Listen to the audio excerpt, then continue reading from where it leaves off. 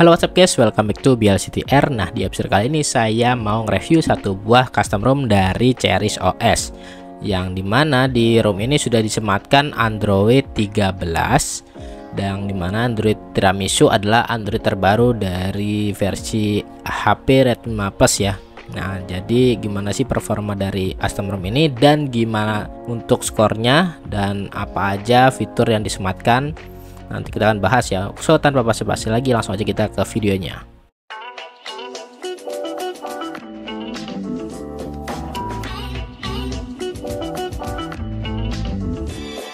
Nah oke guys, langsung aja kita ke reviewnya. Nah untuk pertama-tama kita lihat dulu untuk dari segi tampilannya ya.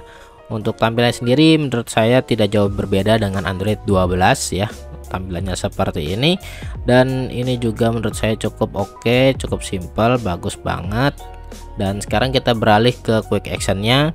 Nah di sini untuk quick actionnya dia memiliki 4 kolom dan 4 baris seperti ini ya, yang dimana nanti kita bisa atur-atur untuk versi kolomnya, karena untuk defaultnya dia menggunakan 2 baris dan 2 kolom, dan itu menurut saya tidak terlalu bagus ya. Jadi nanti akan saya ajarkan gimana untuk menggantinya, seperti itu guys. Nah untuk pengaturannya sendiri di sini ada setelan Cherish ya. Nah, di sini kita lihat dulu. Nah di sini ada bilas status, setelan cepat, tema, tombol, animasi, layar kunci, menu tombol daya, notifikasi, dan lain-lain. Nah di sini kita buka dulu di bilas status. Untuk bilas status di sini ada gaya jam dan tanggal, dan di sini juga standarnya seperti ada di pengaturan custom ROM lainnya ya. Dan untuk setelan cepat di sini kalian bisa lihat untuk kolom ubin pada tampilan potret.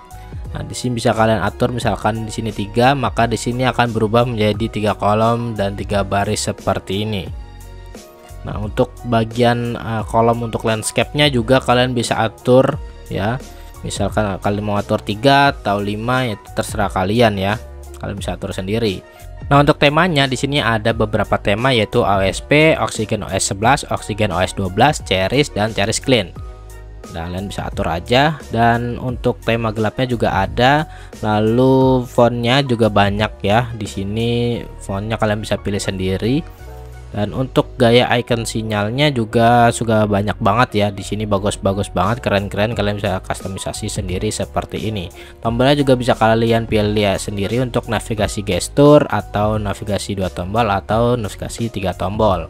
Nah untuk fitur lain-lain di sini kita bisa lihat ada smart charging ya. Apabila kita aktifkan, nah di sini kalian bisa atur untuk nilai berapa persennya untuk baterainya. Misalkan 100%, maka akan terhenti secara otomatis ketika sudah 100%. Jadi kalian tidak perlu khawatir ketika ketiduran. Apabila kalian lupa, maka tidak akan overcharge ya. Dan di sini akan terhenti secara otomatis ketika sudah 100%, seperti itu guys. Nah untuk bagian buka kunci FPS yang lebih tinggi dalam game ini juga bisa kita aktifkan. Apabila kita aktifkan, maka FPS-nya akan jauh lebih tinggi. Dan untuk penyimpanan Google Fotonya juga di sini juga tanpa batas ya. Jadi apabila kita aktifkan, maka untuk penyimpanan fotonya itu sangat banyak ya. Dan sekarang kita beralih ke tentang perangkat ya. Di sini saya menggunakan versi Cherish OS 4.2 official dengan versi Android 13 ya. Di sini kita lihat. Nah, ini adalah versi Android 13 ya. Dan di sini kita juga menggunakan versi kernel dari Unitrix, yang untuk aslinya dia menggunakan versi kernel Unitrix 4.9.332. Namun di sini saya sudah ubah untuk versi kernelnya menjadi versi Unitrix Prev dengan versi 4.9.334 ya. Karena menurut saya ini jauh lebih bagus untuk versi kernel yang ini ya. Dan untuk status Linux-nya dia sudah enforcing seperti ini. Nah untuk hasil dari CPU throttling-nya dengan kernel 332, dia mendapatkan maksimum GIPS-nya itu 95,319 GIPS, dan untuk minimumnya 76,636 GIPS, dan untuk rata-ratanya 90,55 GIPS ya.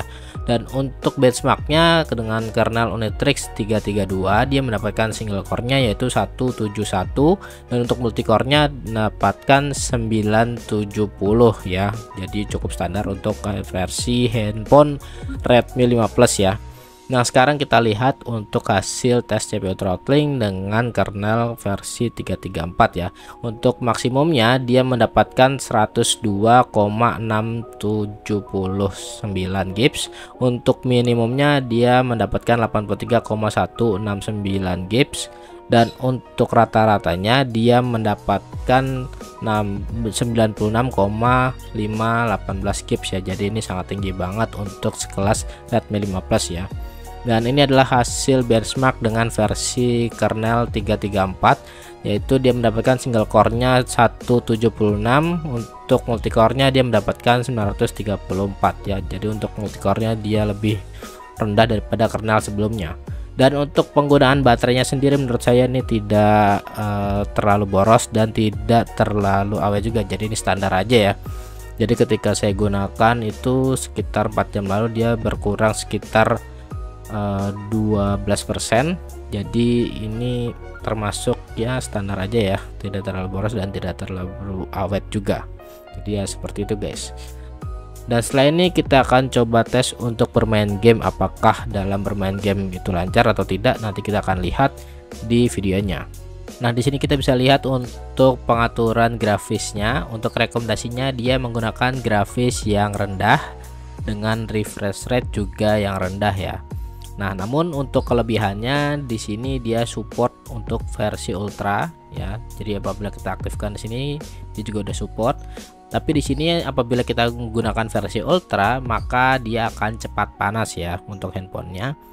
Nah, di sini kita lihat untuk pergerakannya atau permainannya ini sangat-sangat enak ya. Jadi masih lancar, tidak begitu patah-patah juga. Dan untuk mode gamenya atau game space-nya kalian bisa lihat di sini, kalian bisa tekan tombol gear dan di sini terdapat untuk penggunaan CPU-nya berapa persen, kalian jadi bisa melihatnya. Lalu di sini juga ada beberapa mode yang dimana ada mode baterai, mode standar, dan mode performance. Lalu apabila kita aktifkan untuk FPS-nya, kalian nanti akan bisa melihat untuk FPS-nya ya. Nah, untuk stay awake-nya bisa kalian aktifkan atau nonaktifkan ya. Dan lock gesture pun ada ya. Jadi apabila kalian bermain tidak perlu khawatir dengan gestur-gestur yang ada. Dan di sini juga ada tombol untuk screenshot dan ada tombol untuk screen recorder. Nah, apabila ini kita tutup maka di sini di pojok kiri ada FPS-nya ya, yang bisa kita lihat. Di sini sekitar 50 dan 40 untuk FPS-nya. Namun di sini FPS-nya itu tidak real time ya, entah itu akan berfungsi dengan baik atau tidak, nanti kita lihat aja ya gimana. Nah, ini sangat enak banget untuk dimainkan. Dan ini juga menurut saya agak aneh ya untuk FPS-nya karena tidak real time gitu. Jadi ya mungkin hanya untuk penghias aja ya. Nah, ini sangat enak digunakan ya, dimainkan ini sangat lancar, tidak nge-lag. Dan ini rekomen banget sih untuk kalian yang suka bermain game ya. Nah, jadi kesimpulannya untuk custom ROM Cherish OS ini dengan versi 4.2 itu menurut saya sangat bagus ya.